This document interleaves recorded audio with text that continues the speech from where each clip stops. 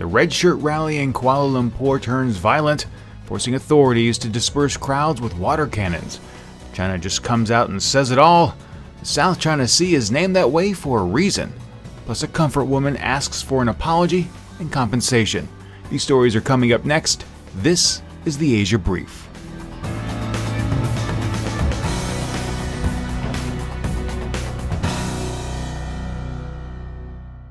Good morning, everyone. It is Thursday, September 17th, 2015. Steve Miller here, and it is great, as always, to have you joining me today.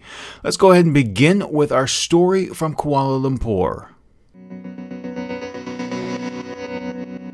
Thousands of ethnic Malays rallied in Kuala Lumpur to uphold Malay dominance and support Malaysian Prime Minister Najib Razak's government.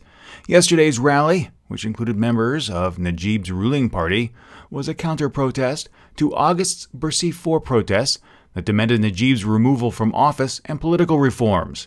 The red shirt protesters accused ethnic Chinese of insulting Malay leaders and that they challenged Malay supremacy. Police closed several roads in the city. Shopfronts and Chinese-dominated neighborhoods were also closed. The rally began with small groups trickling in as early as 7 a.m., with police officers standing guard nearby. By noon, a sizable crowd had formed. Reports also surfaced that some reporters were chased away by police for asking participants provocative questions. A crowd of about 2,000 moved towards Bukit Bintang, and a protest field commander was heard shouting, "Our friends at Bukit Bintang have been arrested by the police. We are going there to help them." When the group reached Petaling Street, where most of the Chinese business owners had shuttered their businesses for the day, police advised them not to enter, for fear things could turn violent. They gave the advancing group 10 minutes to disperse before forcing them out. Sumisha Naidu recorded a police officer explaining why they chose to use water cannons as a non-lethal method to disperse the crowd and cool things down. I was very worried to act. Because you know why? There are a lot of children here. There are a lot of ladies here. There are a lot of children here. We cannot engage, because once engaged, there will be casualties. So what we do is that we use a very minimum force just to cool them down, just for them to disperse. We want to take over the place. That's what happened. We use the water cannon. The rally had been controversial from the get-go, with even members of Najib's own party unsure if it should be allowed to proceed, given the propensity for violence. Chinese Vice Admiral Yuan Yubai just laid it out there. The South China Sea, as the name indicates, is a sea area that belongs to China. Yubai, who is the commander of China's North Fleet, added that the sea has been China's sovereign territory from the time of the Han Dynasty. The only problem with that is that no one else in the world agrees, but the statement could reflect the true feelings of many in Beijing. No word yet on the Admiral's thoughts regarding ownership of the Indian Ocean, the Gulf of Mexico, or how to rectify that the body of water in question is also known as the East Vietnam Sea and the West Philippine Sea.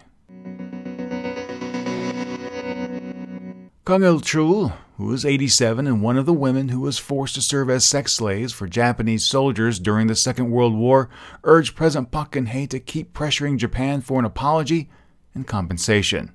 Quote, "I want her to stand firm and clear about an apology and compensation.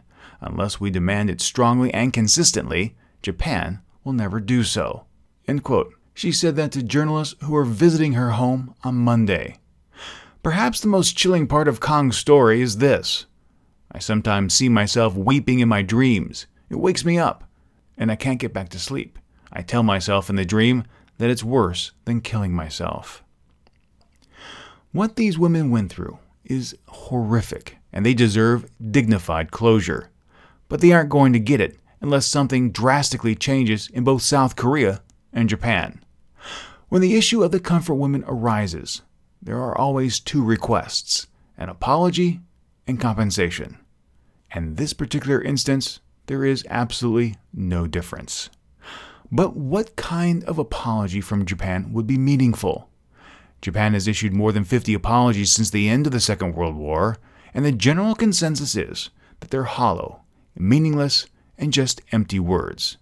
Do the comfort women expect, and I'm sorry from Prime Minister Shinzo Abe to be anything less? If he feels Japan did nothing wrong during the war, as many revisionists do, then any words he speaks won't hold water. As for compensation, none will be coming their way because President Park's own father threw the comfort women under the bus when he signed the 1965 treaty normalizing relations with Japan.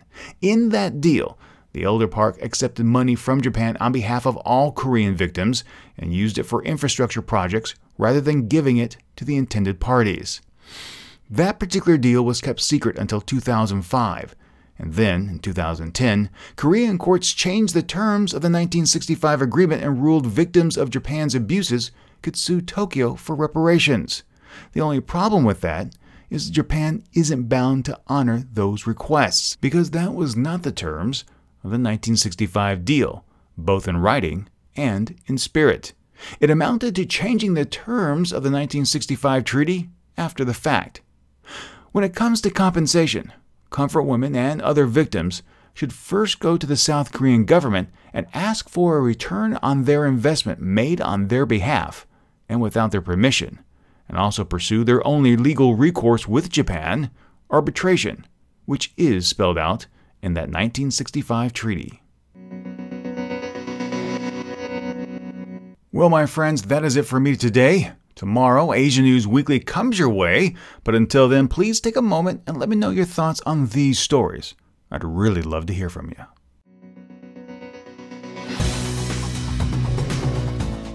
The Asia Brief is a special feature of the Asia News Weekly podcast.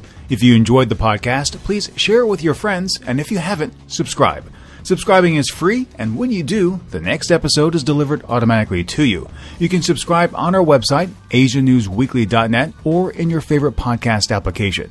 You can also keep up with more news from the region by following Asia News Weekly on Facebook or Twitter. And if you have any comments, questions, or feedback, be sure to drop us a line. That email address is podcast@asianewsweekly.net. Thank you so much for joining me, and until next time, remember to be true to yourself and to always be awesome.